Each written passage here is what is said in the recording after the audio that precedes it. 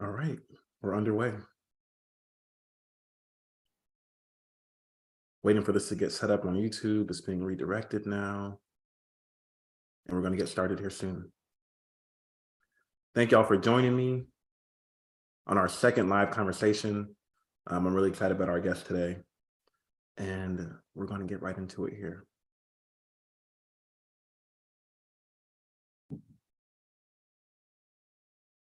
All right.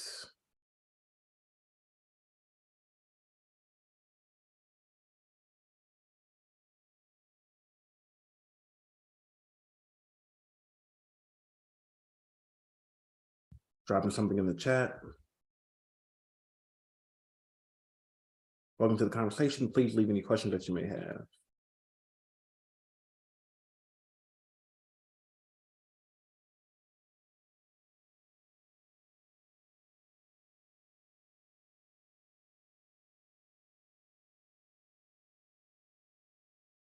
For our guests.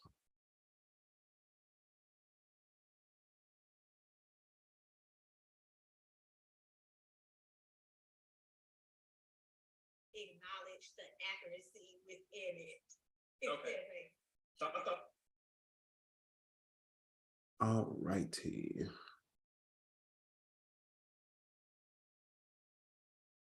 So I want y'all to welcome Jay Crum to the channel. Streetlight Sounds founder and CEO Jay Crum is an award-winning rapper, producer, content creator, and graphic artist out of Omaha, Nebraska.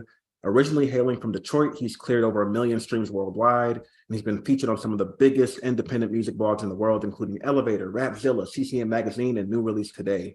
Jay Crum's latest album, Valiant, was released on October 28th and is available nearly everywhere streaming music. Jay Crum, thanks for stopping by the conversation. Getting him set up here.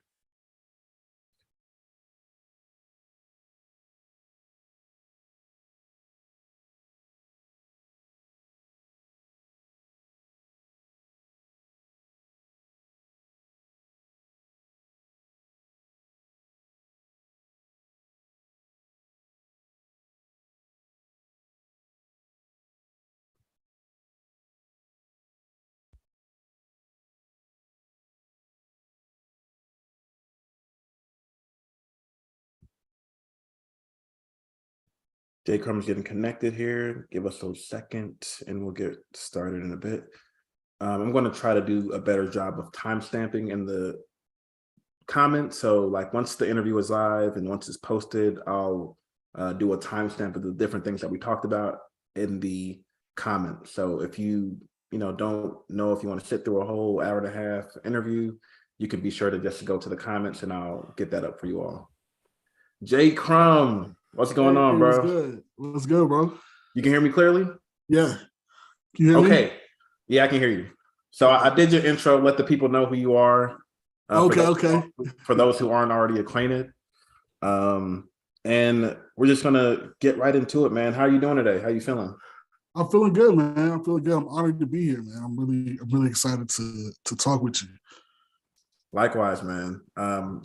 I've been riding with the album for the past week or so like that, man. And it's been great. I'm grateful that I had the chance to get all the singles out. And once the album came out and I saw how they fit into the larger body of work, it was just a beautiful thing, man. So yeah, I'm excited to talk about the album, excited to get more people to know about it for those who don't know, because it's a beautiful project that has been inspiring me and keeping me uplifted as I go through my own journey of deconstructing and decolonizing, man. So just want to give you your flowers, man. I appreciate it, man. It's been a long journey, and I'm glad that it's finally out, and I'm extremely excited that it's resonating with people. So yes. Okay, so we're going to start with this question, man. You're a man who went from a pastor and rapping about your faith, your Christian faith, to writing an album that details your deconstruction and decolonization process and your spiritual journey in Valiant.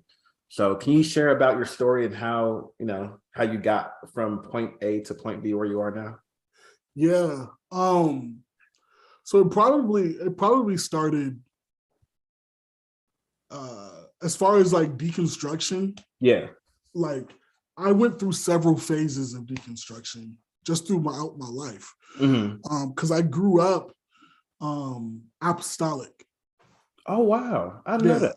yeah, I grew up apostolic, oneness Pentecostal, like Oh wow, super, you know what I mean? Like I'm already super knowing. elitist in my faith and, you know, attitude and everything like that. So my first wave of deconstruction started from getting away from that theology.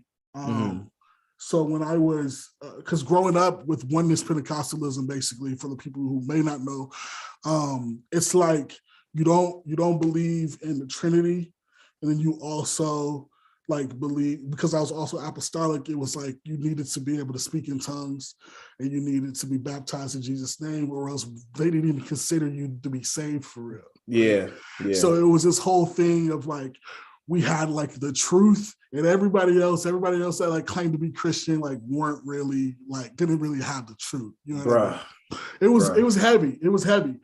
So like my first wave was like getting out of that. So like I started asking questions when I was around 15, 16 years old. I started doing music around this time too. Okay. So I'm traveling to like different churches because they're booking me to perform at the youth groups and stuff like that. Oh, cool. And a lot of these different churches, like I felt like God moving in these places, and these places don't believe the same way I do. Right. And so that's kind of where I started asking questions. And then I started like, you know, in scripture, I was like, yo, I don't really feel like what we believe. I can't really find that in scripture.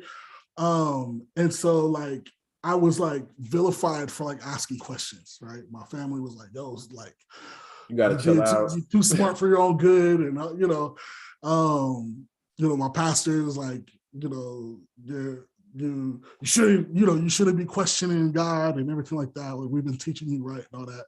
So I ended up going to, that's what made me go to this discipleship program, because I knew I wanted to continue to pursue ministry. But I knew like I needed to get out of where I was. So I needed to leave basically what my family was kind of forcing me to believe, because I no longer, subscribe to that theology. So I ended up joining like this non-denomination. It was basically a lot like Master's Commission. It was the complete opposite of the church I went to, right? Because the church I went to was a very small Black church. I go to this discipleship program, and it's a very large white church, like very predominantly just like white evangelical church.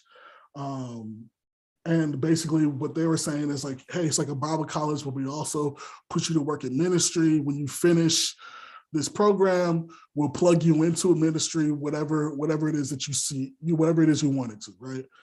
I went through all that, probably the most abusive church situation I've ever been in. But mind you, I've been cut off from my family at this time because I no longer subscribe to that old theology.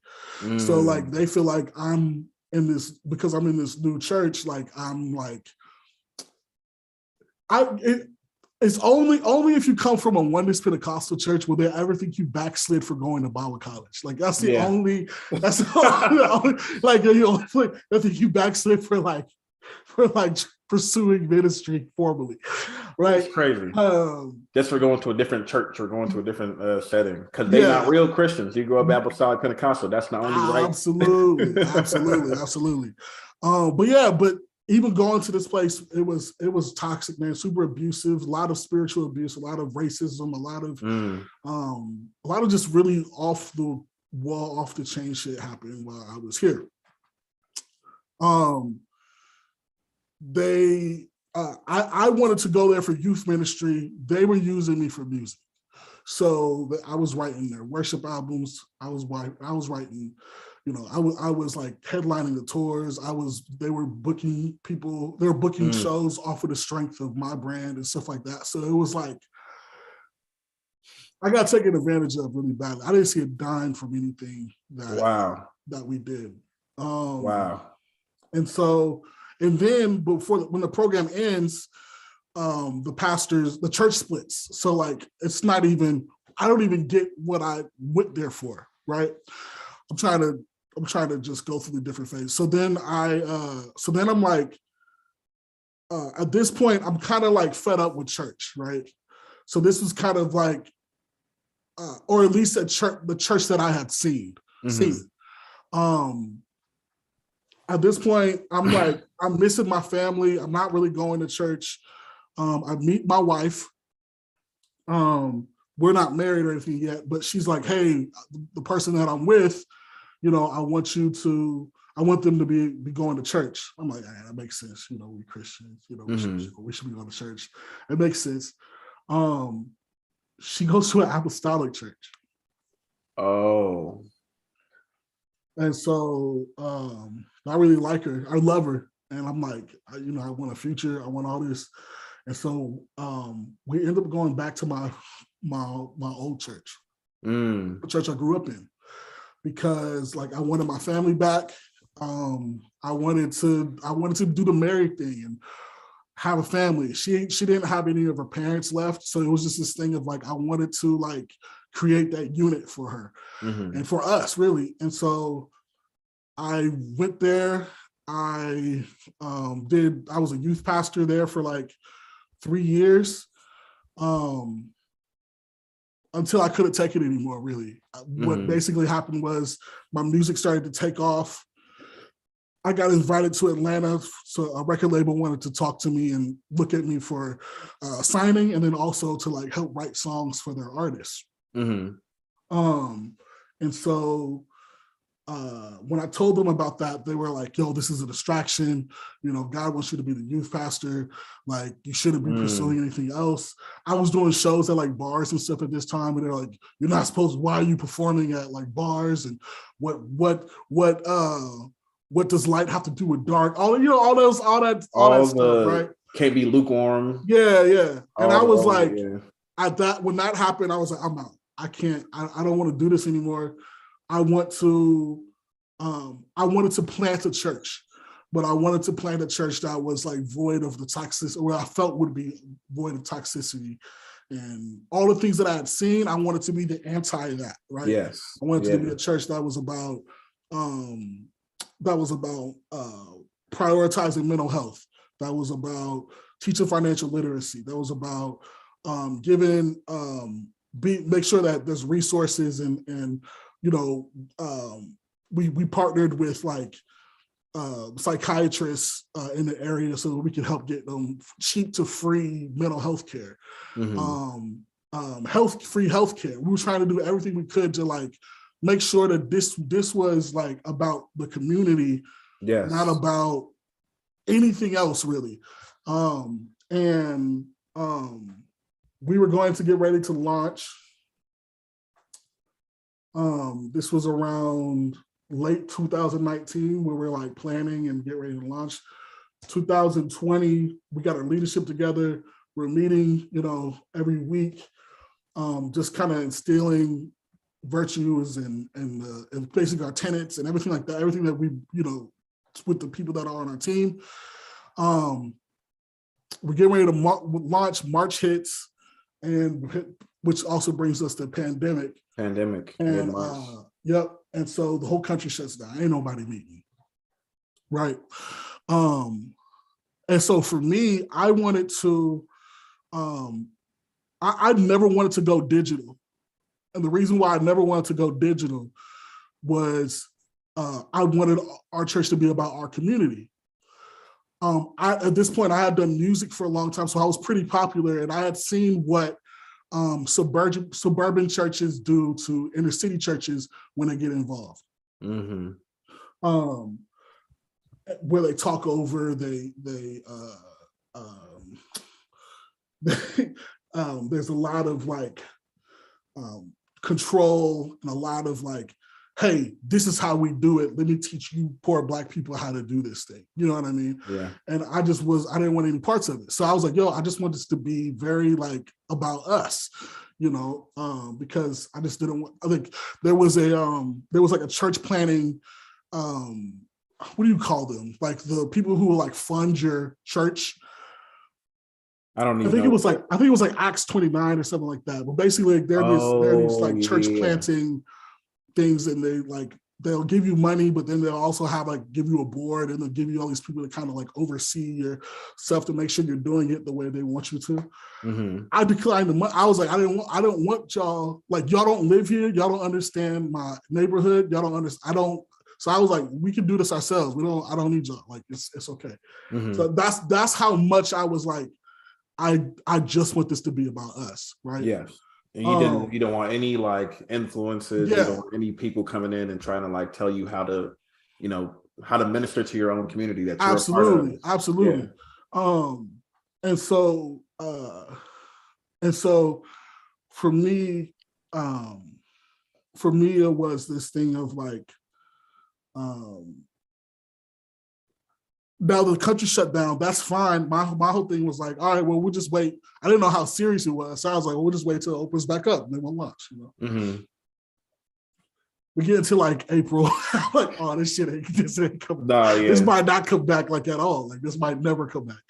And so I go digital. Didn't never wanted to. When I go digital, exactly what I thought was going to happen happens.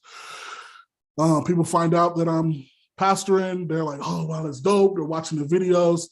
People from the neighborhood, we're all talking about stuff that's going on, how we could give resources, all that type of stuff. And then people who aren't from the area start talking over people, around this time, news of Ahmaud Arbery and Breonna Taylor comes out as well. Mm-hmm. So I preach a message on racial reconciliation. And basically I speak about like how I feel the church overall historically has failed when it comes to addressing its racism, right? And so I got all these like hate comments and like messages and all this stuff from people who weren't from there, a bunch of people Just like, random just people preach the gospel, that type of stuff, right? And so, me, Donna, you know me, man. So I doubled down. You know what I mean? Like, I preached the whole month of April about it. You had to at that point. Yeah. Like, no, we're not backing down from this, And so, so I'm doing that. I'm becoming like more and more frustrated. Like it's just building. Mm-hmm. George Floyd happens. It was the end of May. Yeah, it was in end of May. The next day, I live in Omaha, Nebraska. So like the next day, there was this young man named James Scurlock. And he was killed in the middle of the street by a white business owner. James Scurlock was completely unarmed. This business owner illegally had his weapon, didn't even shoot this kid in front of his own business. The kid didn't do anything wrong. This dude like brandished a gun, shot it at these other kids' feet. James Scurlock was like trying to protect his friend. This dude pulls a gun, shoots him in his neck, kills him. Business owner faces no charges, right? Wow. And so this is all caught on video. And so for me, I'm like, no, we got to get active. Like I'm done like praying and stuff like I didn't like not believe in prayer, but I was at this point where I was like, yo, we got to like do something. We can't just like, oh, let's just all get together and pray. Like, no, we got to do something. And so, I made a church statement just letting them know that like our church stands with the Scurlock family. And then we planned protest. I was at the protest, planning protests. I was at other people's protests. I was doing all that. Mm-hmm. One of the protests, there's one of the biggest like pastors from like a white church in Omaha comes to one of my protests. He refuses to like join us in prayer. He refuses to participate in anything. Wow. He's just standing in the back observing, right? I'm like, yo, that's weird. I I go on Facebook and he makes a status. He says, Black lives matter, but Black actions do too. Right. Wow. And bro, I was ready to like, there ain't no Pastor Josh no more. Like we can fight. You know what I mean? Like it's like it was that type of time. Like yeah, I can't imagine the rage. Yeah, I can't imagine the rage of like I was on that happening. time. Yeah, I was on that time. And so he was like he ended up like deleting it after like he got called out by a few of us and everything like that. But it just was like these pastors refused to organize. They refused to meet with us. They refused to like for the life of someone that is so like black and white that this is wrong. You know what I mean? Like like y'all ain't said nothing about Ahmaud Arbery. Y'all ain't said nothing about Breonna Taylor. Y'all ain't said nothing about George Floyd. Y'all ain't said nothing about James Scott. You know what I mean? Like y'all have been silent and it's staring you in your face and you're still silent, you know? And so I ended up there like I think in July there was like a bunch of other pastors and they're like, hey, we want to all get together, we want to meet, we want to talk about some things and everything like that.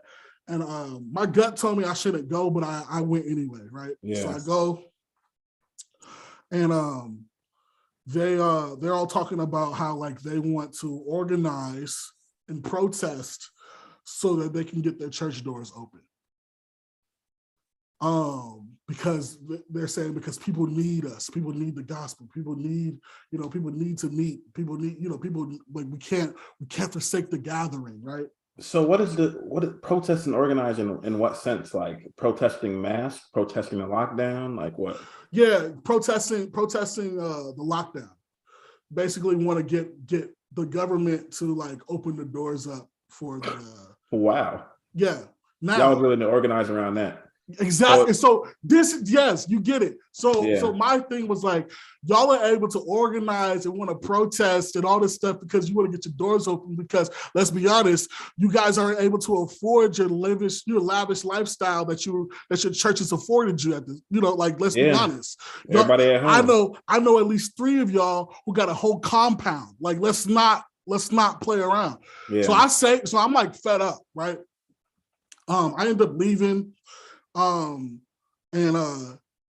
think in August, everything opened, like the churches, at least the churches were like the first things to open up. So like, I think by August, churches opened up. They organized, but it pissed me off. And then when things opened up, it pissed me off even more. It might've been the end of July, actually. No, it was August. And so I remember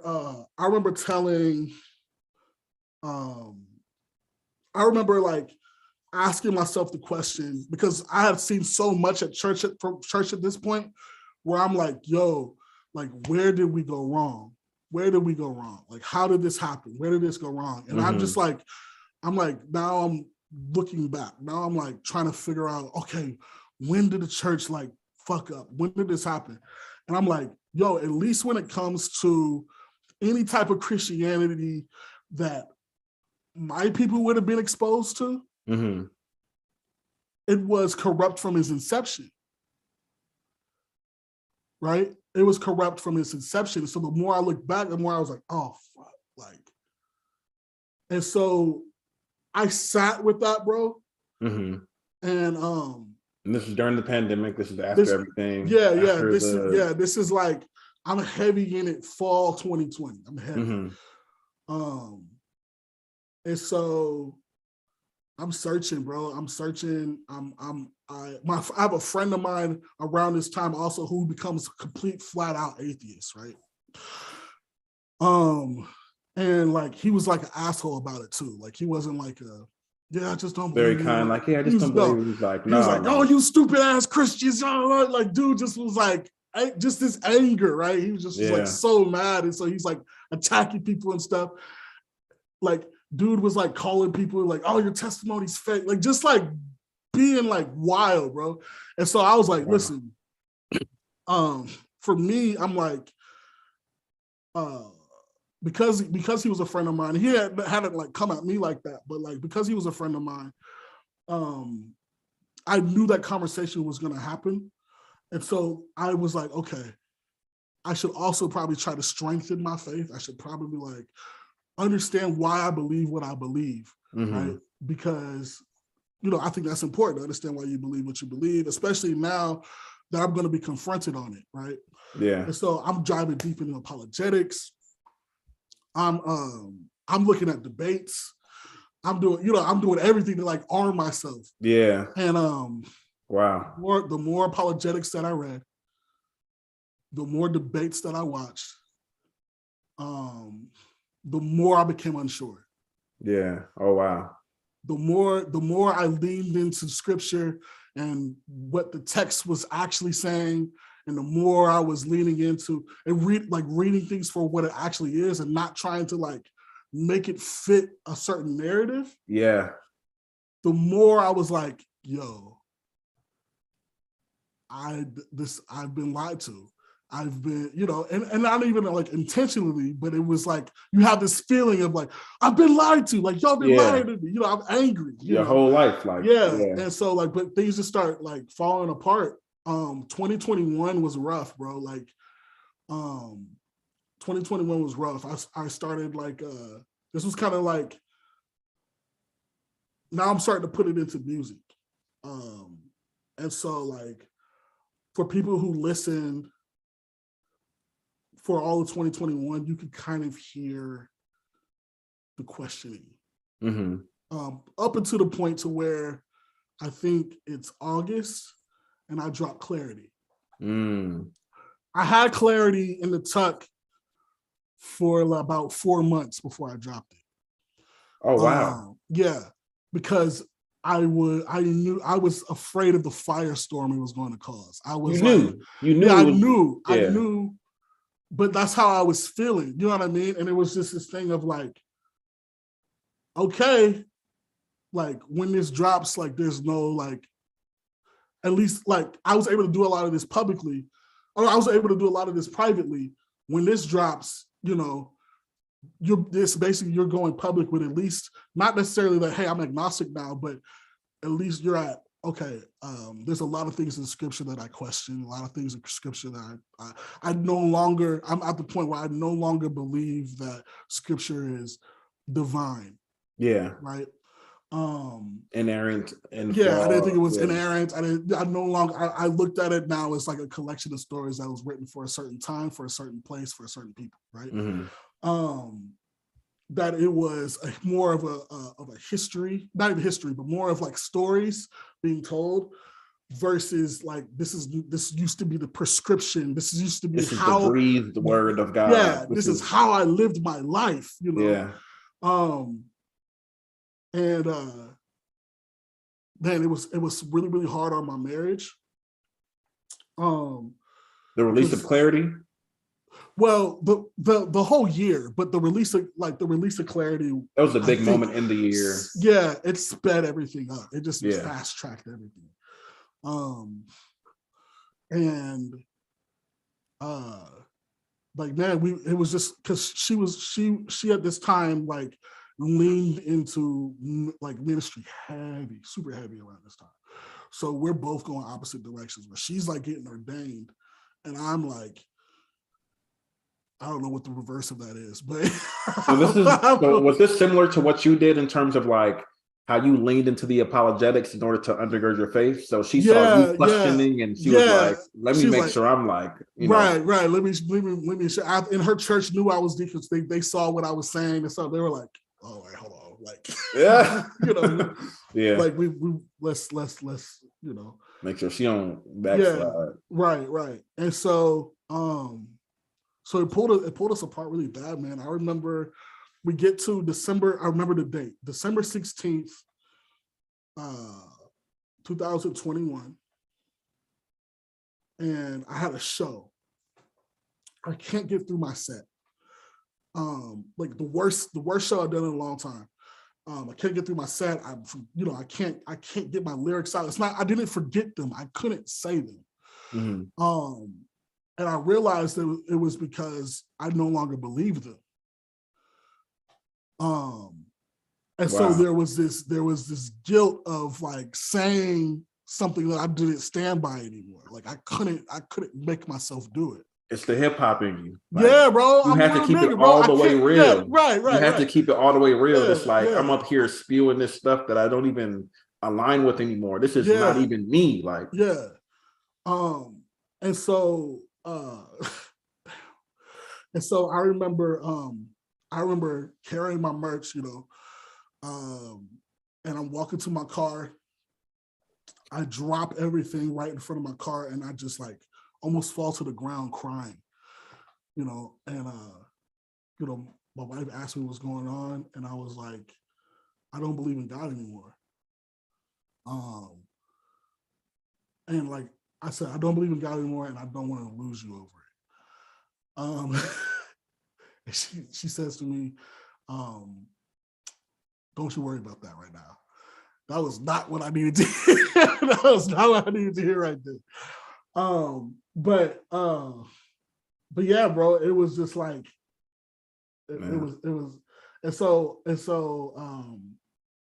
I knew then. I waited till maybe Christmas break was done, and I made my announcement, because in 2021 I was also nominated for a Dove Award. So there was like a lot of like, I knew my audience. I could not continue doing music and continue what I was doing without addressing this, because it was this. Because a lot of people were like, dude, you should have kept it to yourself or whatever. There's other artists that I know who are in Christian music that are completely atheists, and like they don't say anything because that's how they feed their families. How they do that, like I'm not knocking them. Like, you got a family, cool, but like for me, I couldn't do that. I just can't, Yeah. I knew I had done too much work up to this point to be like, to know what I know now and continue just pretending like I didn't see it. You know what I mean? Like, I couldn't do that. And so I let the audience know. I knew the firestorm that would cause too. I lost a lot, bro. That was kind of the thing where like everybody stopped messing with me, really. Not everyone, but a lot of people stopped messing with me around that point. My relationship like completely fell apart after that. Yeah. And then I just started releasing music like crazy, like just release, then we got into the music. Yeah, leaning into the music, and just like, okay, now we can kind of freely release this. So now we got Press comes out, Valiant comes out, 3 Summers comes out, Proud of Me comes out. You know what I mean? Where it's like all these things that I have been working out all this time, like I'm putting it out, and it's like I'm having conversations, I'm talking, like it's just, I don't know, but I think a lot of that kind of brings us to where we are now. I know that was probably a long thing, but that was a loaded No, it's fine. No, the people need to know. You know what I'm saying? Because so do you feel like the process of like putting this music out after you kind of made the statement and said like, hey, like, this is where I'm at right now, like, do you feel like that process was like healing in a way? Yeah. I think or did it help the healing process? It helped the healing process. It was it helped create community in a lot of ways, because it helped me find people like you know what I mean? Where like, hey bro, I'm going through the same thing, or I went through the same thing, or hey, I feel, this resonates with me, I feel seen. And I just kept meeting more and more people who are like, nah, it's okay, bro. Like, it is okay. And who encouraged the questions, who encouraged the questioning and talking, and who didn't make me feel bad for being angry. Like that's what I needed. But yeah. Wow. So what do you wish more people understood about the process of deconstruction? Like, I feel like people think that it's just like you are stepping away from the church. Like what you just described was a really complex, layered, absolutely, like nuanced thing. It wasn't like you just woke up one day and said like, no, I'm not leaving the church. This was a thing that happened in layers, that happened in waves throughout your journey with, in your walk with your faith. Yeah. So like, what do you wish more people understood about the process of deconstruction? One, that deconstruction is not deconversion. Mm-hmm. That it's not just a person being like, all right, fuck it, I was gonna go out and start wilding. Like this process for a lot of people is extremely painful. Yeah. It's not fun. It's not, people are like, oh, you're just doing this so you can, go have sex and you can go and smoke weed and you could go and do it. I'm like, people in the church do it all the time. I don't know, like I didn't have to leave. I didn't have to leave. I don't have to leave and do that. Literally. Yeah. You know what I mean? So, but like this it's a painful process. It's something where you're really just like redoing your foundation, and like the church tells you to build your foundation on your faith. Yeah. So when that goes, everything crumbles with it, and you gotta rebuild. And you kind of gotta look at these things that you use to build your foundation and see if they're rooted in truth or not. And if they're not, then or not even rooted in truth, are they good for you? Right? If it's not good for me, then it should go. Yeah. Is it serving you? Is it like making you better? Is it helping you? Yeah. These things, and I just learned that a lot of these things weren't serving me. A lot of these things were a detriment to my mental health. A lot of these things were a detriment to my progress. A lot of things were a detriment to my self-esteem. And so they had to go. And that's the thing about deconstruction I want people to get, that it's not this act of childish rebellion. It's a very, very it's one of the most courageous things that you could ever do. This is a perfect segue, because I was going to ask about the title of your album. Yeah. One of my favorite quotes from Maya Angelou is something that really challenges me, and she says that like courage is the most important of the virtues, because without courage you can't practice the other virtues consistently. Absolutely. You can't be consistently loving, consistently patient, consistently kind. Like you can't be consistently like justice centered. Like so that, because that requires courage. You're doing it in front of people. It's your lived experience. So how did you come to the title Valiant, which is synonymous with courage? It's I think I think I had a comment. I can't remember who I had this conversation with, but they were like, bro, you just need to know that you're not doing anything wrong. Like, you need to know that you asking questions, you're not doing something. A lot of the old support system made me feel it was wrong for questioning God. I was wrong for asking these questions. I was wrong for doing to open up that door. And he was like, no, that's brave. They don't open up that box because they're afraid to. You'll ask a person why they believe what they believe over and over and over and over again, and you just keep getting deeper and deeper and deeper and deeper. Most people are going to reach a point to where they want you to stop asking them questions. Yeah. Because they don't know the answer and they're afraid to know it. Right. And yeah. Wow. And so for me, he was like, so for you, like, you may have been afraid to know it, but you opened it anyway. Regardless of what you knew, regardless of what it's like, you had a good idea of what it would cost you, and you still did it. He was like, and that's courageous. And so like, so with Valiant, which it worked out in just this really poetic way, because I had dropped albums. I had dropped the album named Villains. I had dropped the album named Vigilantes right after that. I dropped an album named Vagabonds right after that. And so then we ended with Valiant. And I felt like everything just felt so poetic in this way of like everything kind of fit in that V theme, but then also like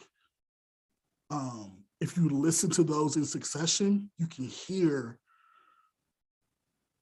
the progression. You can hear the layers of the layers of everything. And it also showed me that like I had been deconstructing longer than I had thought you know, like there were things that, oh, I remember I didn't say this on this album because I no longer believed what I said on that album. Like I was remembering certain things that was like, so I don't know. But yeah, that's where Valiant came from. Yeah.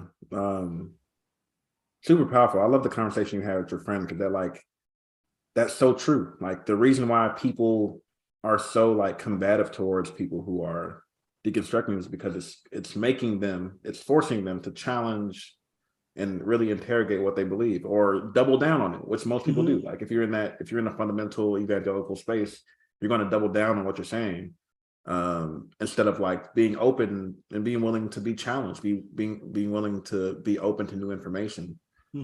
Because once one domino falls, the rest are falling. Because like it's like there's this we're taught that the Bible is just one connective thing from beginning to end, and it all is divinely inspired. They all fit. They all, you know. But then you're seeing contradictions in messages because of the different authors with different contexts and different time periods altogether, literally different millennia sometimes. Yeah. And it's like, how do you navigate that, and how can you sit with the concept of inerrancy, biblical inerrancy,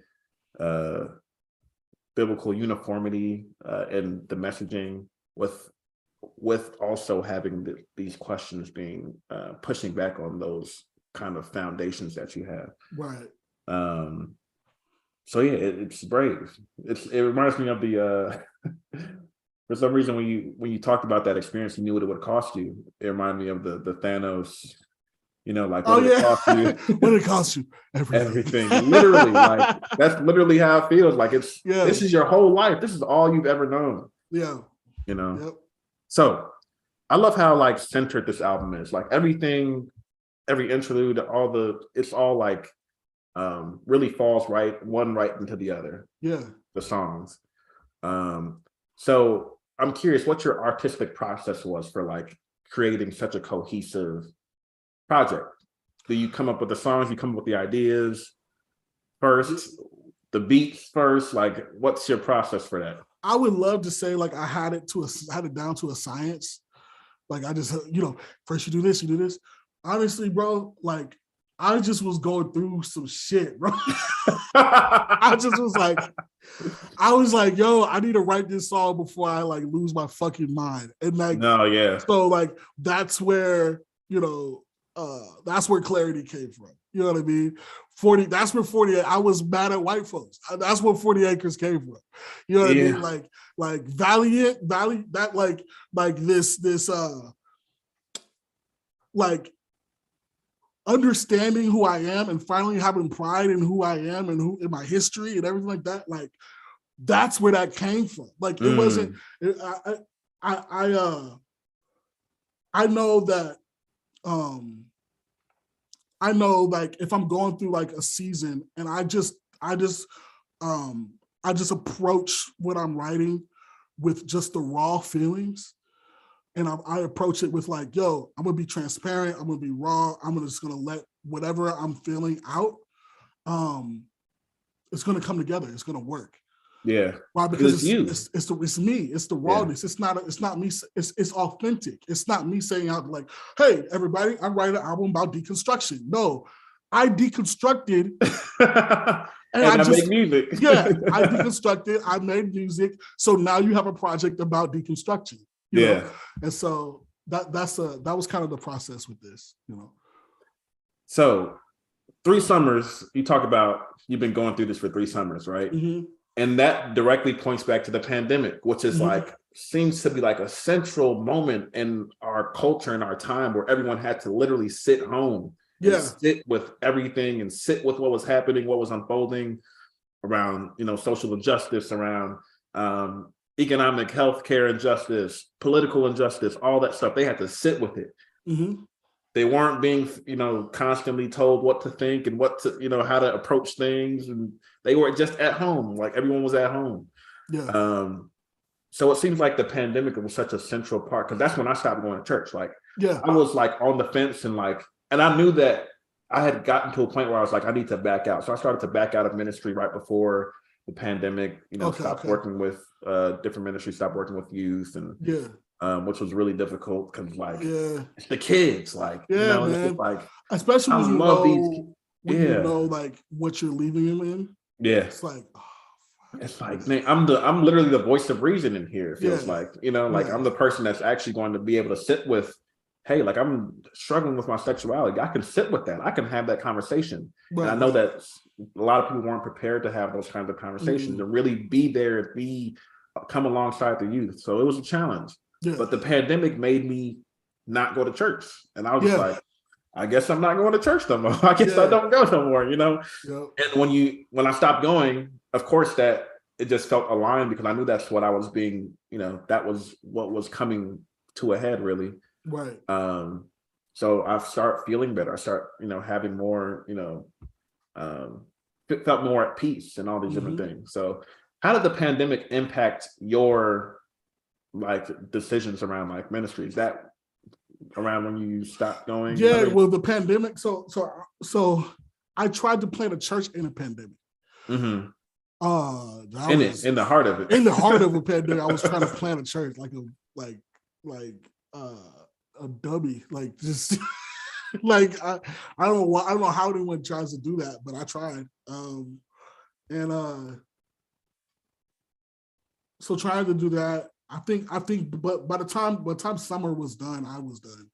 I was like, I'm not going back to church. Mm-hmm. I remember when churches started to open back up, and my wife was like, "Hey, you coming?" I'm like, "Nah, I'm good. I'm good. Yeah, I'm good. I don't. I've seen too much. You know what I mean? I've seen too much. I felt too much. I had this disgust with the church. That I couldn't shake at that point. And so, for me, it was just this, I just made this decision, that's not something that I want to go back to, or at least right now in the state that I am, it's not what I want to go back to. Maybe something can happen and the shift happens or whatever, but for right now, I don't think it's good for me. So I didn't go. Yeah, I feel like I see, some of that comes through in songs like 40 Acres and songs like Clarity, where you said where you're talking about the white Jesus, right? Where he says you probably be triggered to hear that his skin is black as mine. Yeah. Yeah. And they're like, why are you making it about race? But it's like, I went through hell in your church. Yeah. Yeah. Dealing with the white Jesus and the theology and the rhetoric and ideologies that flow from white Jesus through your mouth, through your lips, making me feel uncomfortable with my natural hair and my, and my blackness, really. Right. So that definitely comes through, and I can see why I was like, yeah, I can't even go back at this point. Not right now. Yeah. Can't even visit right now. I need some space. Yeah, I need some distance. Y'all ain't gonna like me if I show up. It's gonna be a long night. They're gonna tell me to go home. So on the song Valiant, right? Yeah. Which is the title track, yep. Yeah, the album track. You say this line, I got fighters in my lineage, my family tree is like that. Mm-hmm. One of my favorite lines. It's simple, but it's profound. It means something to me, because I really came from fighters and people that for me, my family's from Jamaica. They came to a completely different country, uprooted their whole life for a chance for someone like me to come and see what they can make of their life. And even though my family's tree is still very, Christian, and they're, my grandfather's a pastor, great grandfather's a minister, mine too. seminary and all this stuff, it's like Mm-hmm. I still lean on that, and I still am like, I've not abandoned them. So how would you say your conception of like ancestors and what we used to call the great cloud of witnesses, how that's evolved with your process? I'm proud. I have this new sense of pride in my history. I have this new sense of pride in where I come from. I have this new sense of pride and as I learn about our traditions, and as I learn about how we raise families, and when I learn about what things were like pre-colonialism, it just makes me so proud. It just makes me so proud to see how things work. And so I don't know. But not only that, just going back in like my actual family tree and just knowing like the shit that my family endured, like my ancestors endured, like y'all, like to know that families were created and people could, like, to the point where I exist, like what you had to overcome for me simply to exist. Whew, you know how heavy that is? Like, chills, man. Chill. Nah, my family tree is like that, bro. Like y'all did that shit, And so, with next to nothing. Yeah, they ain't with no nothing. Figures, but they made it. They survived. Exactly. And so I'm just proud, man. I'm just proud in it. A lot of people are like, where do you draw your strength now? Where do you draw your motivation now? Like, it's like, nah, like you can find that in people. You can find that in stories. You can find, like, you don't need like we underestimate the human spirit. You know what I mean? We do. We so do, man. And so like you can find that those stories are just as rich and palpable and motivating to me as when I was reading scripture. And so, and even more because they're like grounded in reality. Like, I have a real like your blood lives in me. Like you know what I mean? Like, whoa, man. Like it's just it's powerful. Like you, and I feel like for me, like what the deconstruction process helped me to like take away so much of the divinity of it. It's like before I was attributing all that to God, being like, oh wow, like God just like brought them through, and I'm sure that their belief and their faith in God carried them through some hard times, but it's they still had to exist in real time. In a system that was actively trying to limit your existence. Yes. You know what I'm saying? Limit J. Crum's existence. Like they were trying to stop that from happening. They didn't want me to be here. I sound like Khaled. They didn't want us to be here. God did. It breaks my heart, man. They didn't believe in us. And it's like, man, took away so much of the mystery and it's like, no, there were real life people that had to live. They had to live through these conditions. They had to fight through this, and they had to like find a way. It's powerful. So I love that line because it like I found that connection too in my deconstruction journey of like my people, you know what I'm saying? Like my descendant, my ancestors. Man, I need to make a shirt. That gives me an idea. I need to make a t-shirt. Bro. Yeah. Family tree is like that, or whatever the line, something along that line, because it's like that is literally such a poignant, especially for Black people who are deconstructing. It's like you don't have to be disconnected. Like you're not disappointing your ancestors, your grandfather, and because I feel like that's the guilt that people deal with of like, dang, my grandfather was a pastor. Like, is he upset with me that I'm no longer a Christian? How would he feel? But it's like he doesn't exist in this context anymore. He has a completely different experiential reality if you believe in that, like whatever it is your beliefs are. Absolutely. It's like what has helped me is to know that my grandfather knows now. Like he knows things now in the spirit realm that he couldn't conceive in this realm because of Right, the right. systems that were literally trying to oppress him and prevent him from having access to knowledge and information and everything that he needed to be his best self. So yeah, it's like, it means a lot. That's fire. Okay. Moving on to another one of my favorite lines. Drinking the Kool-Aid, you don't know who made the picture, huh? Oh yeah. Simple, tough, Yeah. loaded, because it's like, it makes you think about, where does this come from? Mm-hmm. Like, example, you're reading the Bible. Do you know who wrote this? Do you know how this text was put together? Do you know who made the picture of the word, they talk about drinking the sincere milk of the word. Mm-hmm. Do you know who made, what the roots of that thing are? Right. And that makes me curious. Like, was that like, what information was difficult to accept?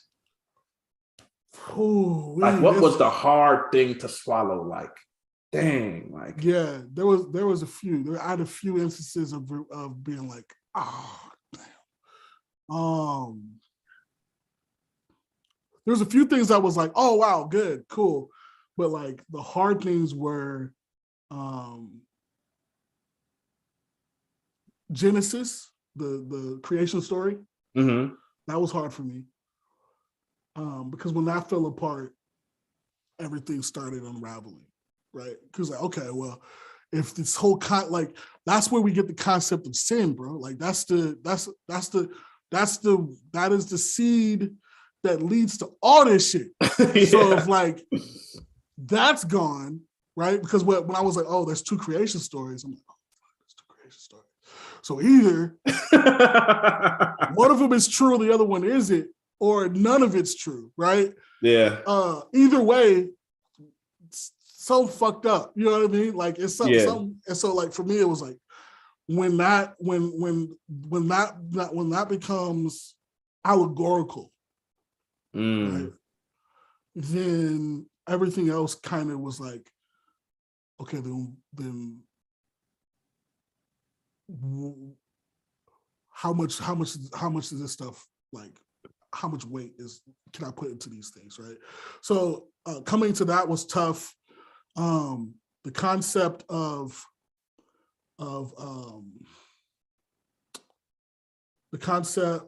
heaven, that was really hard. That was really, really hard. That's one of them ones for sure. Yeah, and the divinity of Christ, I almost was like, I'm not touching it. Like I almost was like, I'm gonna leave that go. Yeah. I almost could like physically see the box there and just being like resurrection and just being like, all right, let's talk about let's explore more Old Testament stuff. Let's explore this because like I just didn't want to, the concept of angels. Let's talk about that because I did not want to open up that box of being like, yeah, is this it? And so, but I did, and I think I think even today I would say, like I've reached to the point where I no longer believe that. I am no longer my certainty that I once had is completely gone when it comes to that. To the heaven concept, the heaven concept. So yeah, the heaven concept and just the like the resurrection kind of is like those are the two things that were like, I don't know. It's all the claim doesn't line. Like I think it's what I said in Dust to Dust. It was like somewhere along the line, the claim and the evidence found some distance, right? In my own search, it just continued to grow further and further apart to where I'm like, I don't know, y'all.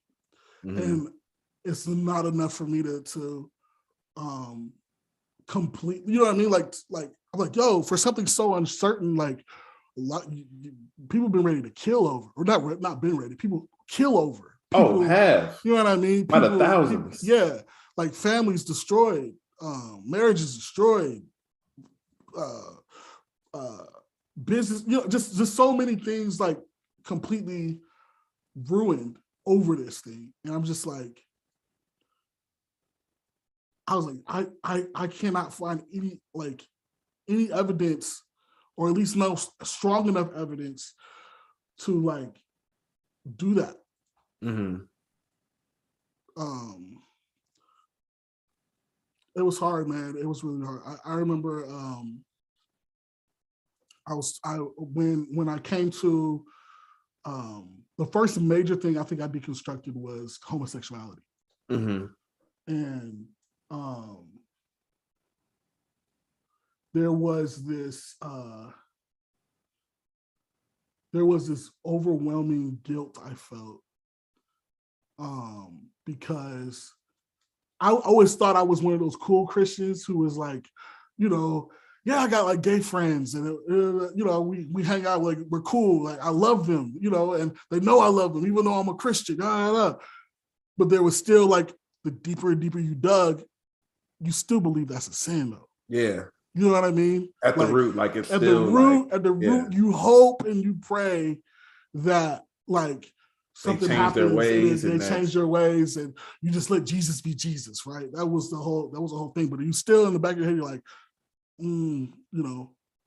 there's some, or they would say, they would compare homosexuality with like other sin, like sins. Like they would say, like, yeah, but some people watch porn, and some people steal money, it's all the same to God. Like people would explain it like that to like defend, but like you still believe it was wrong though, you know? And so like when that happened, it was this thing of like, damn, like I've been treating people like there's still something wrong with it, or even to compare it to some of these other things that were like horrible. I treated people like this. I thought this way about people. Mm-hmm. It was like,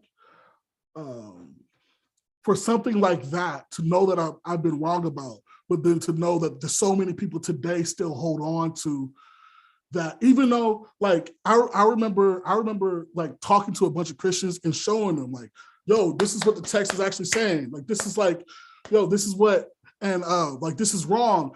This is not talking about a consensual relationship between two people, two consenting adults. Like this is not what it's talking about. And like showing it, having the evidence there, they look at it and then still be like, no. You know what I mean? Like to choose hate. Wow. When I can prove to you that that's not even what the text said, right? But to still choose hate, it was like, wow. So for me, like, those things were hard. Those things were hard to like come to grips that like Christianity has existed for a lot of people as an excuse to continue to be bigoted. Yes. And even people who aren't even practicing, like they still hold on to that. Like right. Even the Bible say that wrong. It's like you haven't been to church in 5 years. Right. You choose bigotry. You choose it. Mm-hmm. It's your choice. You have every reason now to not feel that way and to love love this person over here for exactly as they are, right? And you still choose. Yeah. Wow. Bruh, you would think that they would need a reason. Like if you gave them a reason to just love fully, that would okay, cool. Now love fully now. You know what I mean? Mm-hmm. Like go do that now. Without the agenda of like, oh, they need to change their ways and they need to like convert. Right. It's like now that you know better, are you going to do better? And people choose not to do better. Right. So moving on to like Rise Above, right? Yeah. Rise Above is one of my favorite tracks on the album. Oh, dope. I don't know, like it's just stuck with me. Like I feel it's like I love the anger comes through, but it's like a chill anger. I don't give a fuck about your disappointments. Yeah. I'm embracing freedom. I'm enjoying life. Yeah. crazy how these spectators want to say shit knowing that they happiness in short supply. Mm-hmm. It's like, that embodies like the journey for me. It's like I spent my whole life trying to not disappoint people and trying not to like break people's hearts. I wanted people to think that I was a great Christian, a model, an exemplary Christian that they can point and be like, Donnell, you need to be like Donnell. Donnell out here, he reading the Bible, he's showing up, he come to Bible class, he doing everything he needs to be doing. He checking all the boxes. And he'll speak in tongues on occasion. He'll get on the drums, he'll play something for you, he'll go sing a solo. Mm-hmm. Like I wanted to be that. Yeah. And I was that. Yeah. But it's like once I stopped being that exactly to a T, it was like that's when I noticed the rips and noticed the difference in the ways that people engage with you, right? Mm-hmm. But I'm at a point now as in 11 days, I'm going to celebrate my 29th birthday. Hey, that's what's up. It's the last year of my 20s. Yeah, and I'm really at a place of like, I don't care anymore. Like, it's not my responsibility to hold up this idyllic image of what you have of me in your head. It's my job to be authentically me. And for the people who love and accept that authentic me to like rally around me, I don't want to hear I'm disappointed in you for being you. What? Right. No. There's no way I can. I don't give a fuck. I can't do it, man. Can't like, and it's not even like for when I wrote that, bro. Like, there is that like, there is like some anger of being like, yo, I don't give a fuck about your disappointment. Like, I really. But there's also this I can't afford to give a fuck about your disappointment. Mm-hmm. Right? I got like. There's so much I want to do now. There's so much I want to explore now. There's so much of my mental health that I'm now prioritizing to where I cannot afford to give a fuck about your disappointments because like, I cannot progress forward if that's what I'm concerned about. Because you can't rise above. Right. I can't. I'm going to stay down. I'm going to stay trying to flip things and work things and do all these things to make sure that you're just not mad at me anymore. Mm-hmm. No, I don't give a fuck. I can't give a fuck. I can't, and so, yeah. Yeah. And I just love the call out of like, you're not happy. Yeah. Like you're not happy and you're trying to like, and you're upset that I'm happy. Like you're offended at my liberation. You're offended at my freedom. Right. Let's be for real. Let's be for real. Let's keep it 100. Like you wish you could like ask questions and listen to hip hop music. And like, and I only know that because I was there. Yeah. Right? Like we only know that because I was you. Yeah. Like what made me happy was like making other people happy. Mm-hmm. And that's a crazy concept. When I think about it, it's like, wow, like what brought me joy was bringing other people joy, was making other people feel like they had like invested in me to a point where they could be like, oh, like Donnell, we did a good job on him. Like he go to church, he's not into no trouble, he don't do none of it. Yeah. It's just like, yeah, like when I finally decided to like prioritize myself and like lean into myself, that shifted and it. Absolutely. And now my happiness is different. My happiness comes from authenticity. And it's hard. I have to fight for that because of where I came from, because of what I used to believe. Yeah. I have to fight to be like, I'm okay. Like I'm not doing anything wrong. I still wrestle with that stuff sometimes. Because I've only been out of the church for a little while. I've spent most of my life in the church. It's gonna take a lot of. It's a lifelong journey. It's a lot, bro. I'm with you. I'm same. So, you talked earlier. You touched on mental health, right? Mm-hmm. So, in Rise Above, you talk about it. You lay out this conversation that you have with your therapist. Yeah. Where your therapist is telling you like, you everything's falling apart. You feel like, what's the point? Like what, I don't know what to do with this thing that has just fallen apart now. My whole life is falling apart.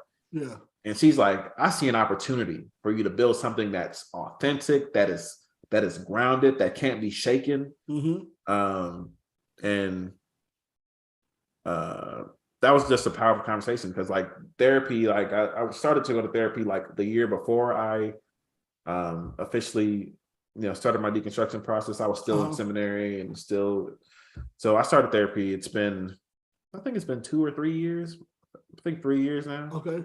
Dope. And it's been a life changer. It's reshifted my perspective on things. It's made me reclaim my autonomy, be able to make decisions for myself without without other people's influence and stuff like that.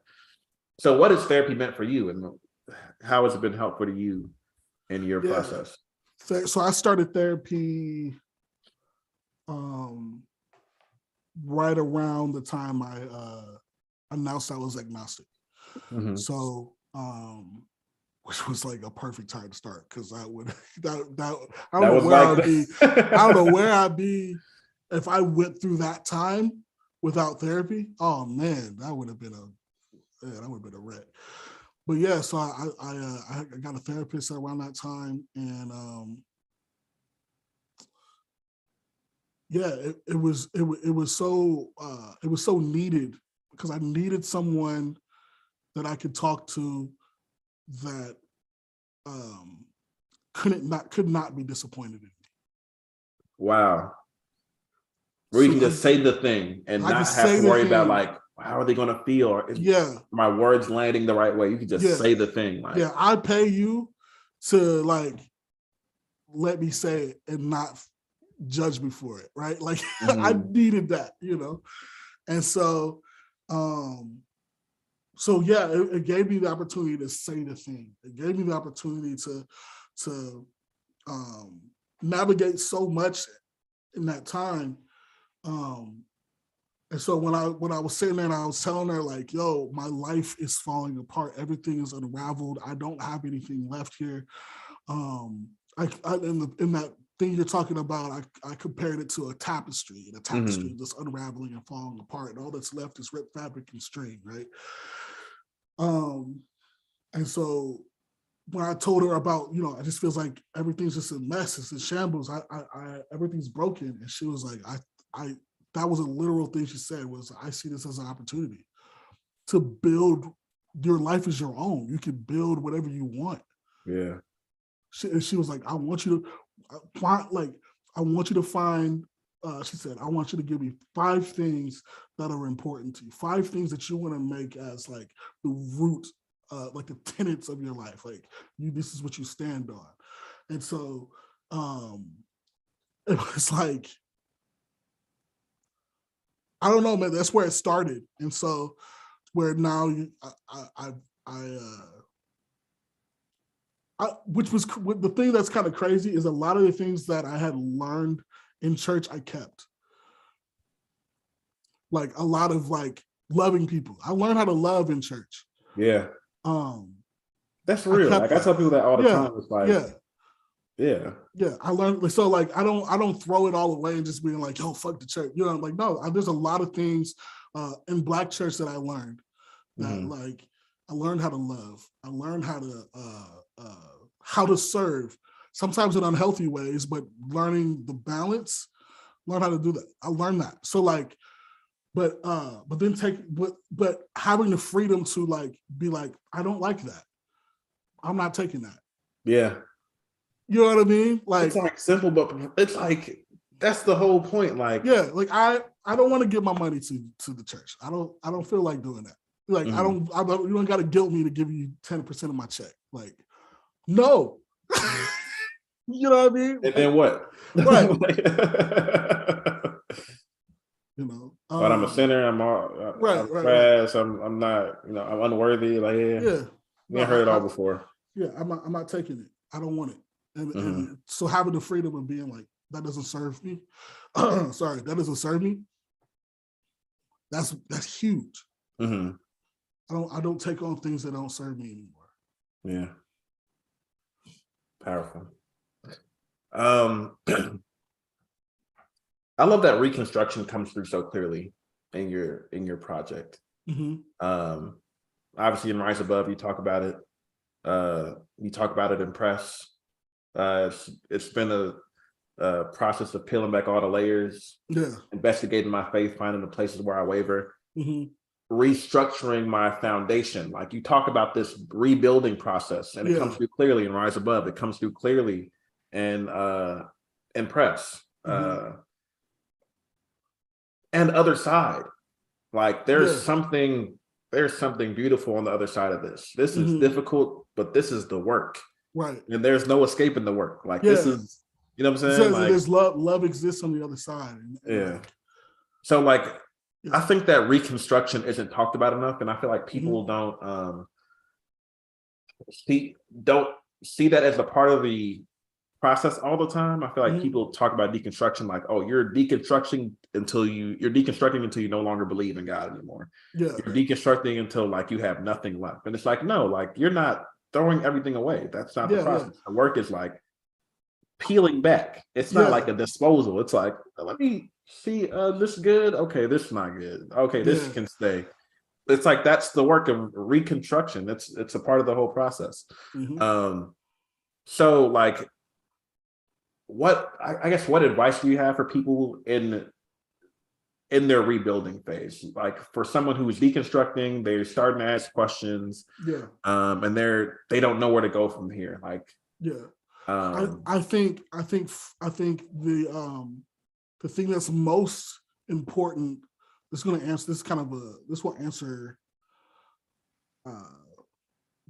give advice to deconstruction, but I think in the long run benefits reconstruction a lot more. It is more important to deconstruct the harmful things that come with Christianity, the ideologies, the racism, the nationalism, all those things that come with it. It is way more important to deconstruct from those things than it is to deconstruct your theology. If decolonizing and things like that aren't part of your deconstruction, what happens when you're talking about things you want to keep, what you'll end up keeping are the things that that serve you, but serve you to the detriment of others.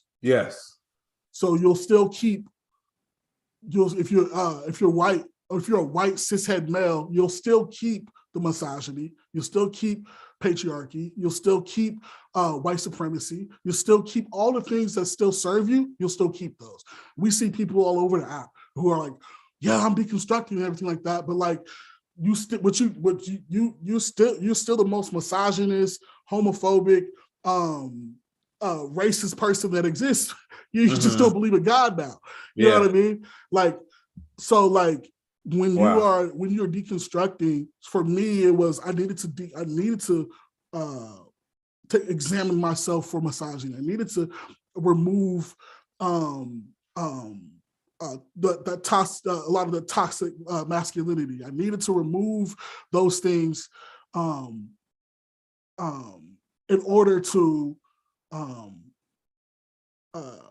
say I truly deconstructed, if that makes sense. Because like, it's not just I don't believe in God anymore. Otherwise, it's really just deconversion. Like deconstructing is everything. It's holistic, right? And so be holistic in your deconstruction, be holistic in your reconstruction. That's great. That's perfect. And I think it goes to your point. Like people think that just getting rid of the faith is going to get rid of the tendencies, the hardwired tendencies that come from evangelical theology, including narcissism. Like I feel like that's one of the biggest traits that people keep from, because when you're a Christian, when you're evangelical, you feel like you have all the answers to everything. You feel like you know what's going to happen after we die. You know what people are supposed to believe. You know what practices are wrong and what's not wrong. And everyone else doesn't know. You have the truth and everyone else is seeking the truth, right? And so when you're deconstructing, like that is a hardwired part of you. So now you're an atheist and you're preaching the gospel of atheism. Like you're calling everyone who's not an atheist a fool for believing in, a fairy tale in the sky and all these kind of different things. And it's like, you don't take in all of the things that could make a person want to believe. You know what I mean? You don't take it. Like when I saw like it's when you see like atheists like clowning people for practicing like ancient traditions and things like what do you like why do you think the civil rights movement had so many religious figures in it? Like, why do you think that is? Do you think it's just a bunch of foolish people? Or do you think like, nah, y'all are fucking us up and like we need to draw our resolve from somewhere. Yeah. Right? Why do you think that is? Like, why do you think you have somebody like Martin Luther King who holds so tight to that? Right? Why do you think that happened? You think it was because he was a fool? Nah. Yeah. He was brilliant, man. Yeah, there's too much. Like, yeah. So there's too much that says that he wasn't, right? Yeah. And so I don't know, man. So I think for me it was I don't know, man. I think for me it's just like I want to see that happen for more people who are deconstructed to embrace that side of it. Even if that like it could be all the Christians in the world. I don't like get rid of that. I'm cool. You know what I mean? I'm cool. And that's and if you look at what I address and what I talk about and what I like when it seems like I'm aggressive about something or I'm attacking something, it's one of those things. It's never the faith. Yeah. Right? It's never saying you're dumb for believing this. It's not even me saying, yo, stop believing God, come follow. Like I'd make no statements of that. I want you to follow whatever path you want to have. But when your faith begins to oppress others and harm others, that's when I have something to say. Yes, like for me, that's the entire point of the deconstruction process. Yeah. These things are harming me. Yeah. I'm not going to do them anymore. Yeah. And so if I'm what I believe, like in all this conversation around like free speech and like free thinking and all this stuff, my freedom isn't free if it costs someone else oppression. It's not free because just because I'm not bearing the brunt of the cost doesn't mean it's free. Right, right. I can freely believe that, you know, I'm a real Jewish person and all the other people are not real Jews. Not, like that, I can believe that, but it's not true, one, and two, I'm literally oppressing another people group. Right. So what's the point? What am I doing? Like if is it free? If it makes me happy to believe it and other people are oppressed by it? No, even just because you ain't paying for it doesn't mean someone else isn't. Exactly. Then that's my whole thing with that. Yeah. I just want to throw this out there for the people who are watching the live stream. Start coming up with your questions. You know what I'm saying? I'm going to try to give I'm here all night, bro. I'm here Jay Crum a question from the audience. Yeah. I'm here. Start thinking of your questions that you want to ask as we continue the conversation, as we wrap it up a little bit. So you touched on MLK and his clinging to Christianity. Like you sample him several times on the album. Yeah. He's on Press. If I'm not mistaken, right? He's on Press. He's on Three Summers. He's on 3 Summers. He's on obviously he's on 40 Acres. 40 Acres. Yeah. Where he talked, bruh. Anyway, oh man, I can't even. I love it, bro. So you highlight a side of him that's not that many people don't get to see, right? Because America has constructed a myth of Dr. King, right? Of him just being a dreamer, but he was a doer. He was an organizer. He was really in the streets. He was really touching with the people. Yeah, and it goes beyond like the photo ops that you see him like marching across the Edmund Pettus Bridge. It's like, now he was really meeting with community leaders and speaking to the people, connecting with them and advocating for them in radical ways, that we don't get, that's not discussed in the American mythos of Dr. King. Absolutely. So even though you're deconstructing and going through that process, what is MLK's work and witness meant to your journey? I think especially seeing that side of him,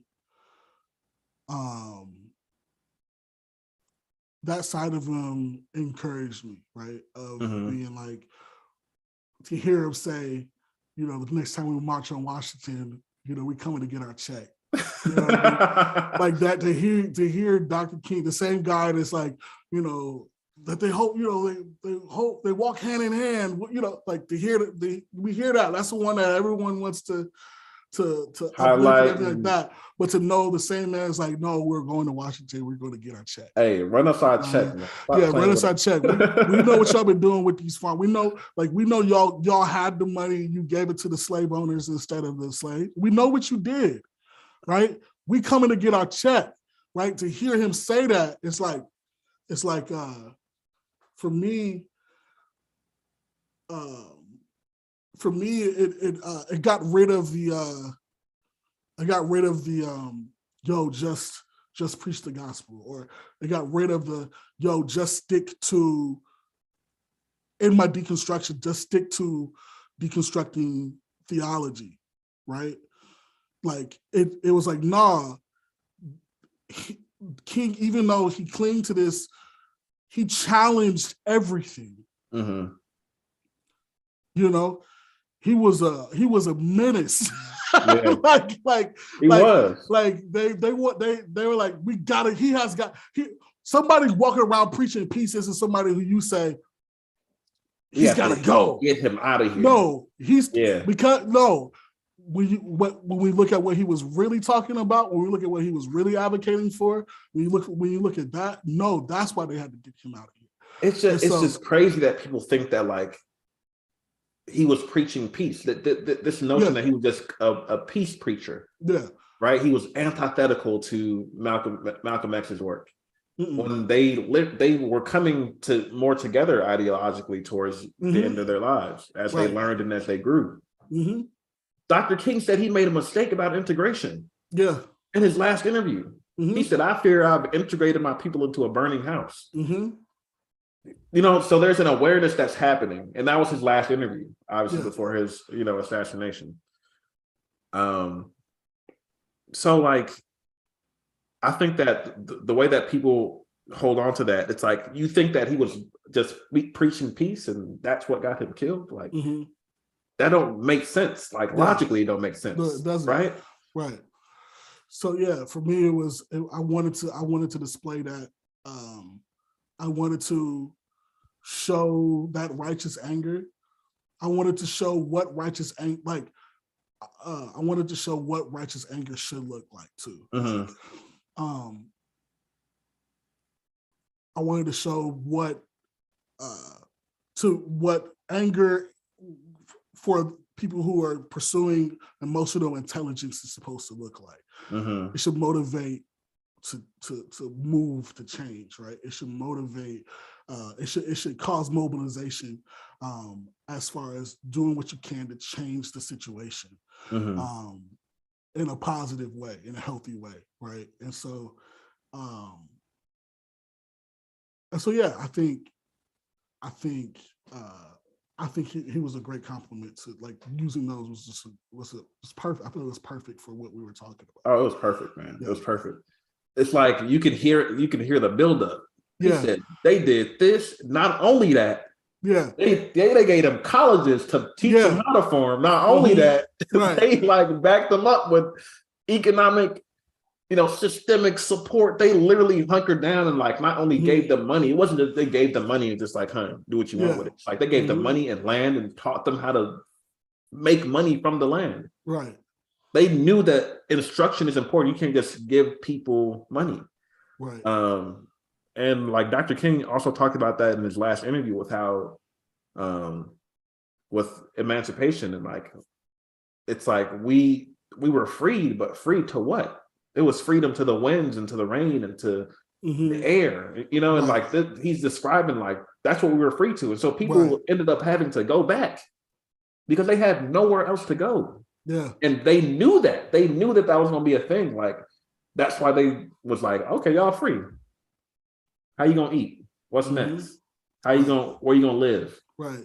You know what I'm saying? And it's like, he had this awareness of like, the kind of the underbelly of the things that people are challenged to talk about. Yeah. You know, because like, and, you know, I really feel like he complimented your project well because he was about the people. Mm-hmm. you know, and you're on that same path. You're in that same like realm of like, in your own way, through music, through your work, through your content. You're you're about people. You're recognizing the intimate, the layers of this process, and you're helping to guide people through that, and through your music and through your work and witness. And you touched on that in Dust to Dust, right? Like the outro of that song was just so like profound, man. It was so powerful. It's like I'm set, like basically it was like a message of liberation. Like I'm coming to help people get free. Yeah. Like I'm breaking people out they noose. I'm like, we here with it, we all the way. Yeah, absolutely. And it felt like a rallying cry. I felt inspired, like, because I feel like I'm in that same like line of like, helping people to really think critically about how what they were taught and the impact that it had on their mental health, on their lived reality, like the whole concept of tithing, for example. It's like, these things not only had effect on your mental health, it had an effect on your lived existence. Like, and it doesn't have to be that way. It doesn't have you. Yeah, you can still have your faith. You can still have your belief in God and the examples and teachings of Christ, and you can also think critically about how it's been used to harm other people and been used to harm you. So I really got that, and so I'm really, again, just really proud of the work that you created, man. I appreciate that. I want to end with this, and before we get into the questions from the audience, or maybe I'll ask a couple more, but this is the one I want to get to. Is you talk a lot about love, right? Other side, you said that there's love on the other side. Dimple Chin, you say, I don't know where I'm headed, but I know that it looks like love. I know that it, it's like that comes through so clearly.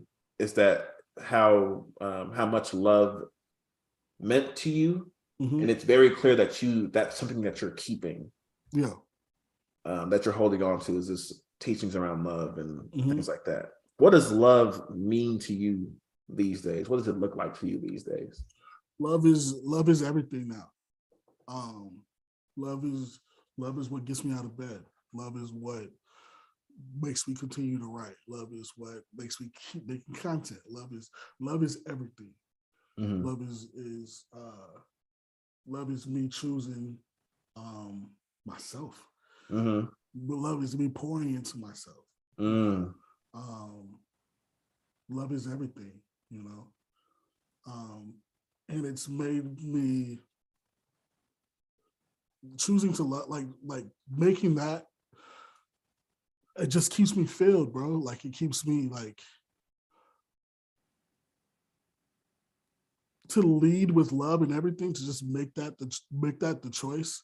It's just being like, okay, is what I'm about to do the most loving thing I can do right now?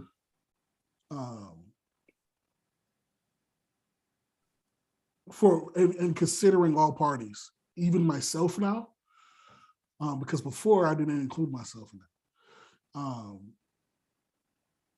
Like it's led me to love so much more, and it's attracted so much love to me.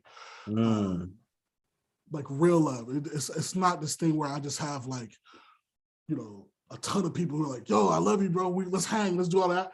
But the people that it has brought, it's authentic. It's authentic. It's real, And so, yeah,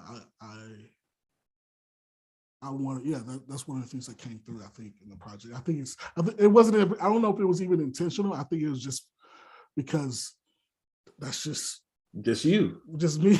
So the stuff just kind of came together. So like love was coming through so clearly, and same thing for me. Like love is literally, it's my religion. It's what I believe in now. So like it meant a lot to hear that encouragement, that specific encouragement that there's love on the other side. That I don't know where I'm headed. I don't have a clear picture, and I don't have to, like, because you hear your whole life that the whole process is the journey is the thing, not the destination, right? So enjoying the journey, appreciating it, taking it all in, taking in the unknown and the known. You know, I know what I believe in now. I know what I don't believe in now. I have a clear picture of that, and I don't know where I'm going, but like at least I have a compass. I have an idea of where I'm supposed to be headed. Yeah, because I'm more grounded in who I am, what I believe, and I'm really pressing in love.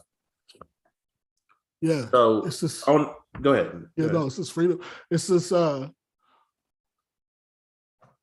cool thing because now it's like, okay, where are we going? And now it's like where I want to.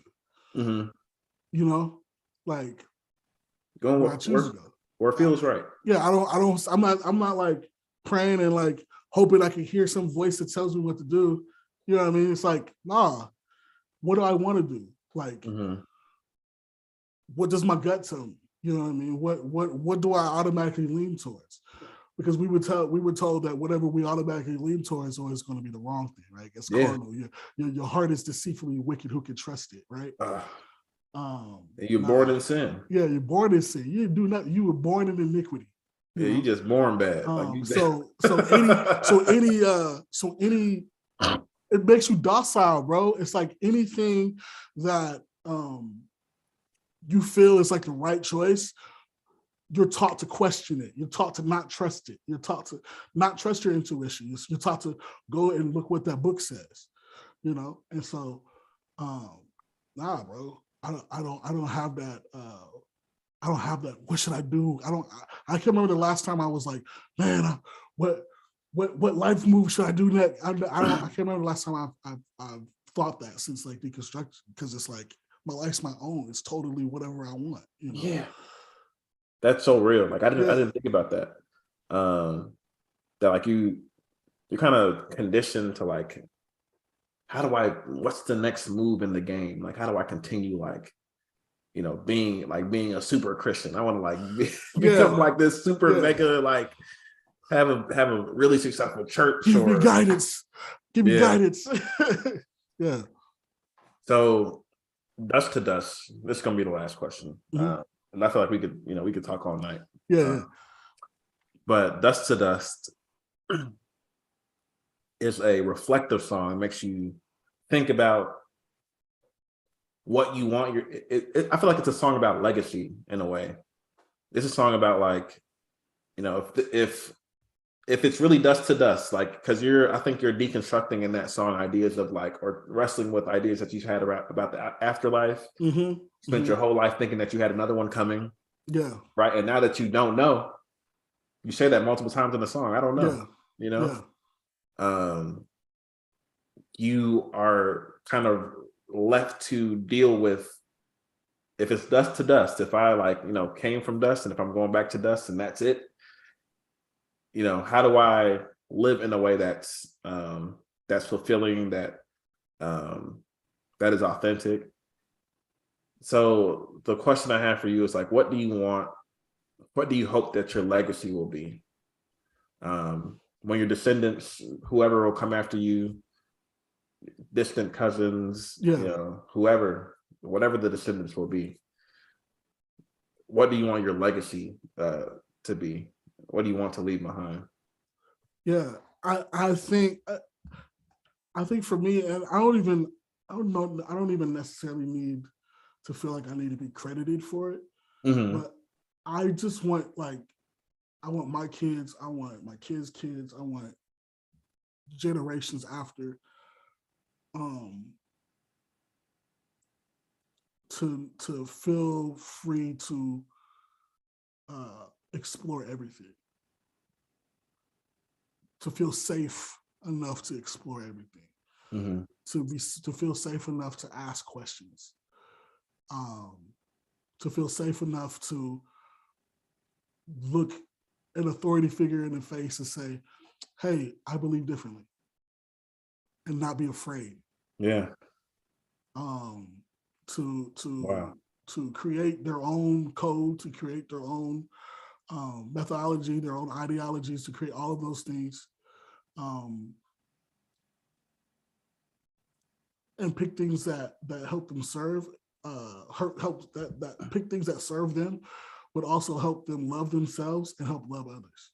And like, if that's the freedom that they have, like, that's kind of all. That's kind of all I want. As far as if we're speaking in terms of family and stuff like that. Mm-hmm. Musically, I want to be one of the best that ever did it. I'll keep it a buck, bro. I want to be one of the best that ever did it. And you know, I'm not afraid to say that, but I just know every song that I'm trying and I'm doing and everything like that. That's the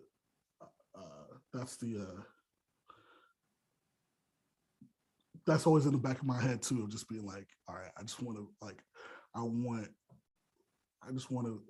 to continue to ascend, continue to get better, continue to be like, I'm competitive in that way. So like, I'm not afraid to be like, I'm not afraid to say like, no, I want to be the man, like, no, for real. With the music. And so, it's hip hop, man. Yeah, it's hip hop, and I for a long time, especially like in Christian hip hop, you're supposed to like shy away from any type of like ego competition or ego or anything like that. Yeah. Like, no, man, like, I think I'm ill. I wanted like, and everyone who makes music thinks they're ill. Like, let's not, like, you don't just do it because like you're like, you don't invest money and time and travel and all of that because you like, oh, I'm just okay at this. No, I want to be one of the best. And so yeah.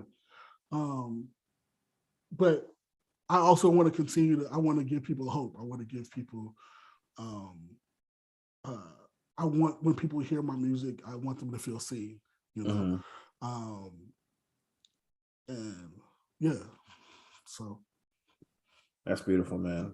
That's why I feel like I'm really excited about like your future, man. I'm really excited about like where you'll go musically in this new kind of realm, like like you did the album of like navigating this and wrestling with it, and and with this album, I know, because it's helping me. It's helped set me free. It's helped me feel seen.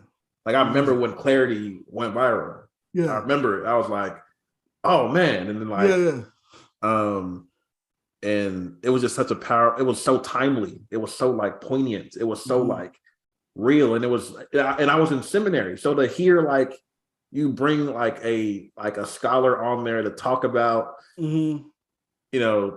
Christianity and the white Jesus and deconstructing that, because this is like, that's really like the base layer of like a lot of people's deconstruction.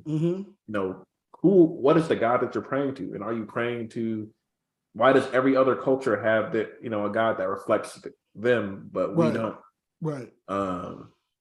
So it was so powerful and it was so timely, and that's how I really like tapped in with you, and I started following you, and so I just want you to, again, just want to give you your flowers and let you know that, like, just say thank you for being brave. Thank you for like daring to create the music. Thank you for daring to put it on wax.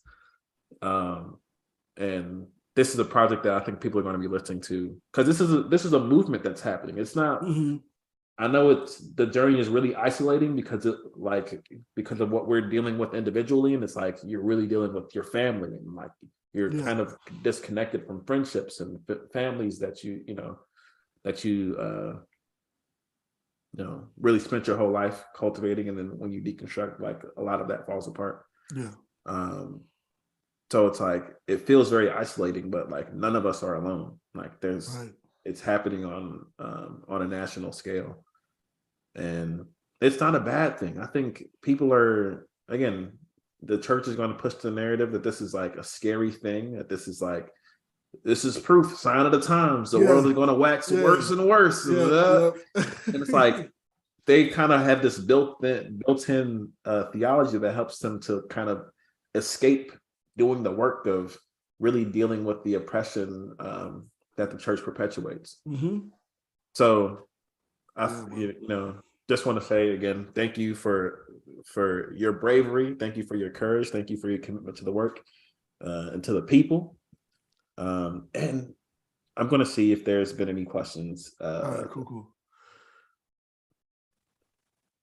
So the question that is coming up here is, how did deconstruction help you with realizing that capitalism is harmful?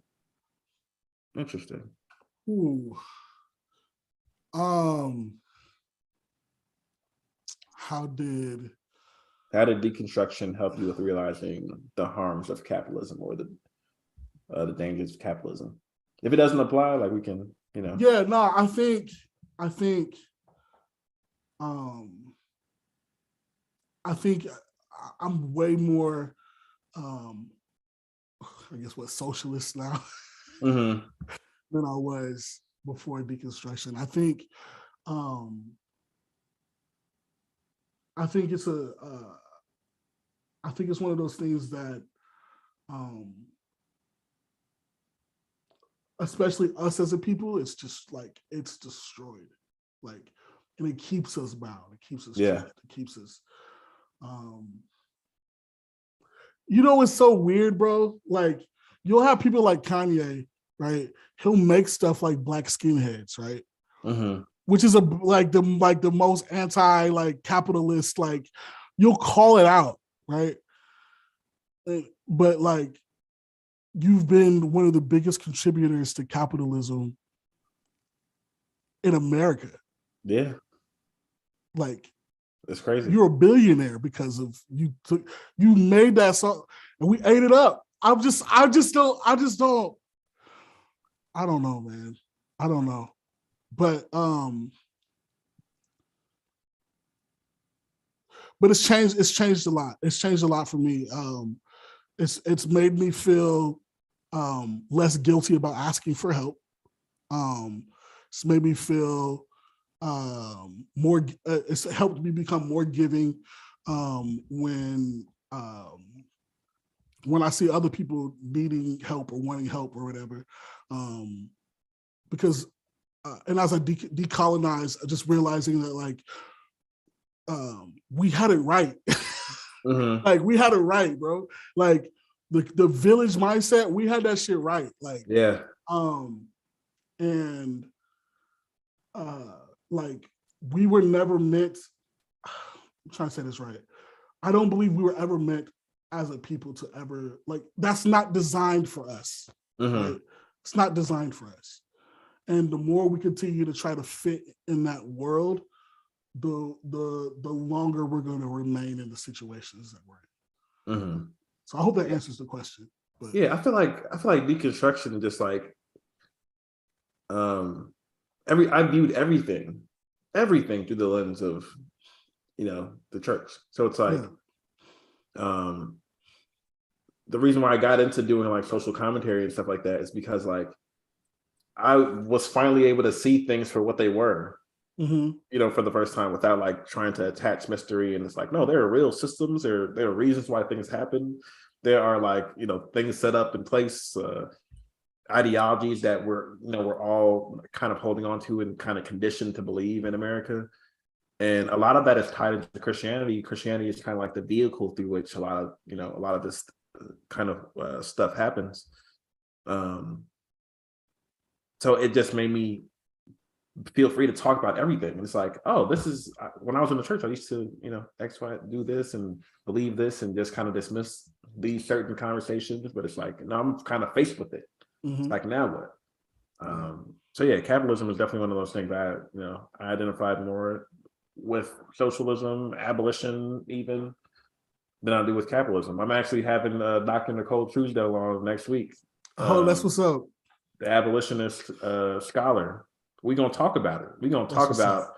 what that looks like, and so I'm excited about that. But yeah, I think I'm in that same way with you, where it's like deconstruction made me rethink everything. Everything. Yeah. Everything.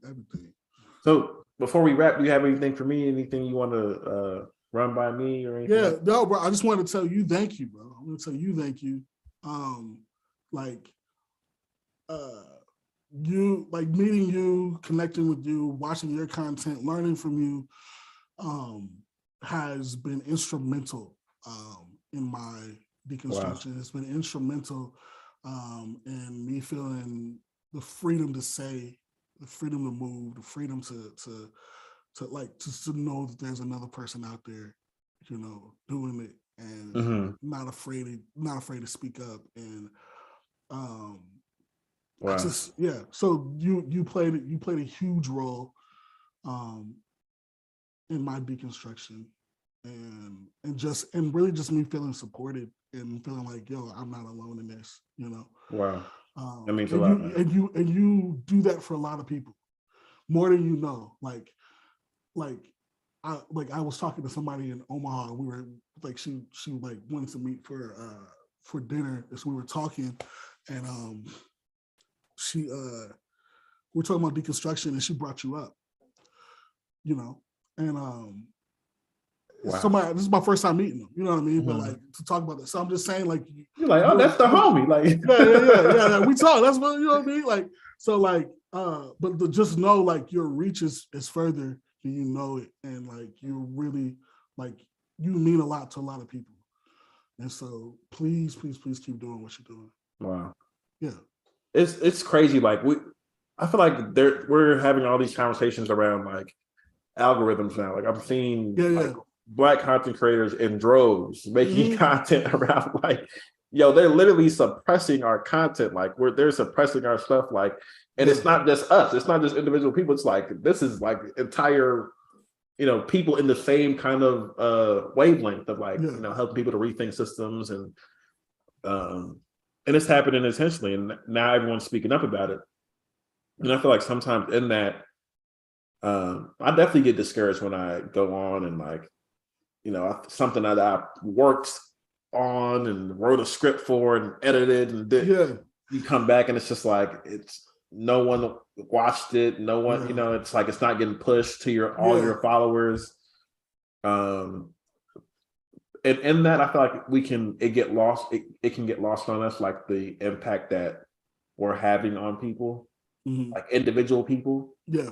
Like if 1,000 people watch a video that I made, I would get pissed, because it's like, it doesn't reflect the work that I put into it. It doesn't reflect like, you know, the energy the vulnerability that I'm bringing to the work that I'm doing.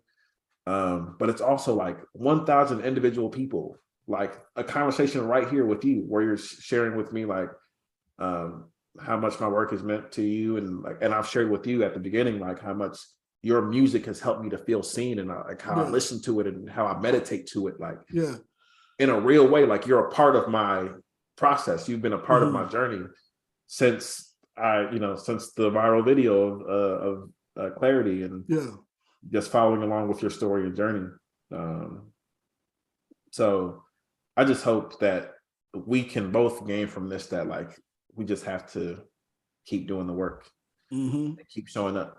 The people there are individual people, like a one view individual people that are like, whose lives, whose family legacies are going to be impacted by the work that we're doing, you know, even if we're literally fighting an algorithm, like you said it, like you said in on one of your songs.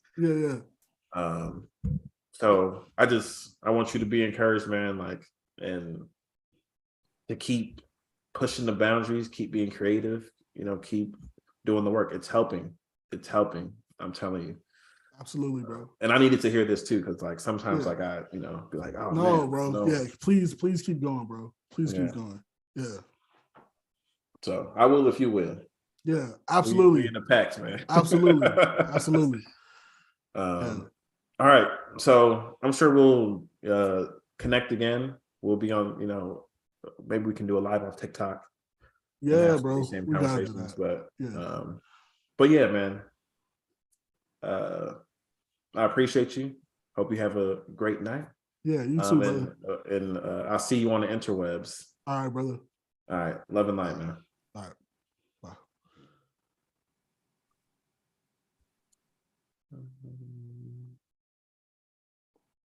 How does this work? Do I push the leave meeting on here? Thank you for coming to the conversation. J. Crum live, talking about Valiant, talking about deconstruction, talking about the process. If any of this has been helpful, reach out to J Crum, follow us we're on TikTok, we're on Twitter, we're on Instagram. There are people out there doing the work to make sure that you don't feel alone in your process, don't feel alone in your journey. So I hope that you see that. I hope that even if you're not seeing our content come up on your feed, that you will search us out, because we're creating content, we're doing the work. And it's for y'all, it's for the people on the other side of the screen that are going to watch and who are going through a similar journey as we are.